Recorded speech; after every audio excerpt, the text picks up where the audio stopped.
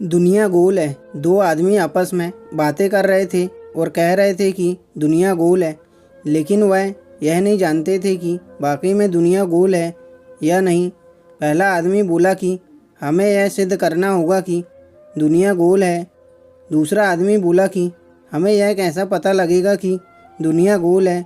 इस बात को पूरा करने के लिए वह दोनों लोग अगले दिन सुबह सुबह मिले और दोनों ने आपस में बातचीत की। सामने से एक आदमी आ रहा था। दोनों ने उसे रोका और पूछा कि दुनिया गोल है। पहले तो वह आदमी उनकी तरफ देखता रहा और फिर उसने कहा, हाँ दुनिया गोल है, क्या तुम्हें पता नहीं है? जब दोनों ने इस तरह की बातें सुनी तो उन्होंने कहा कि आपको कैसे पता है कि दुनिया गोल है? दोनों की बातें सुनकर वह आदमी थोड़ा सोचने लगा, क्योंकि वह सुना हुआ था कि दुनिया गोल है लेकिन जानता नहीं था। अब उस आदमी को भी थोड़ा शक होने लगा कि हो सकता है कि दुनिया गोल ना हो। इसलिए उन्होंने यह पता लगाने के लिए कि दुनिया गोल है कोई नया तरीका खोजने के लिए कहा। उन तीनों में से एक आदमी ने बोला कि हम ऐसा करते हैं कि एक छोर से दूसरे छोर तक जाते हैं। जब हम दोनों एक साथ मिल जाएंगे तो हमें यह पता लग जाएगा कि दुनिया गोल है।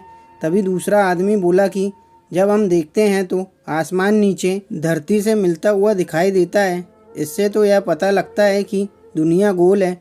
दूसरा आदमी बोला कि जब हम उस छोर तक जाते हैं तब भी हमें आगे वही छोर दिखाई देता है। इन बातों से तीनों के सर में दर्द होने लगा, क्योंकि कोई भी नहीं जानता था कि दुनिया गोल है या नहीं। सामने से एक और आदमी आता हुआ दिखाई दिया। उन्होंने उसे रोका और पूछा कि क्या दुनिया गोल है? उस आदमी ने कहा कि मुझे नहीं पता, मैं तो यहाँ पर नया आया हूँ, मुझे कैसे पता हो सकता है कि दुनिया गोल है? तीनों आदमी उस आदमी की ओर देखने लगे, क्योंकि वह यह बात कह रहा था कि वह यहाँ पर नया है। अब इस बात का पता लगाने के लिए चार आदमी एक साथ खड़े हो गए। जब उन्होंने सामने से आते हुए साधु को देखा तो उन्होंने पूछा, महाराज जी, हमें यह जानना है कि क्या वाकई में दुनिया गोल है? साधु महात्मा जी ने कहा कि तुम यहाँ पर क्या कर रहे हो? क्या तुम्हारे पास इतना समय है इस बात का पता लगाने के लिए?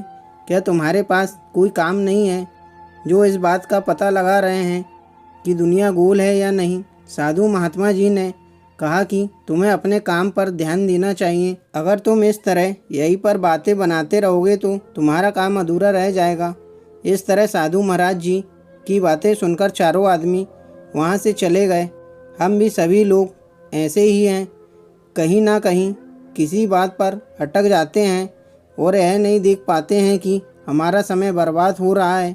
इसलिए समय का सही उपयोग करें और आगे बढ़ें। प्लीज़ दोस्तों, मेरे YouTube चैनल को लाइक, सब्सक्राइब, शेयर ज़रूर करें।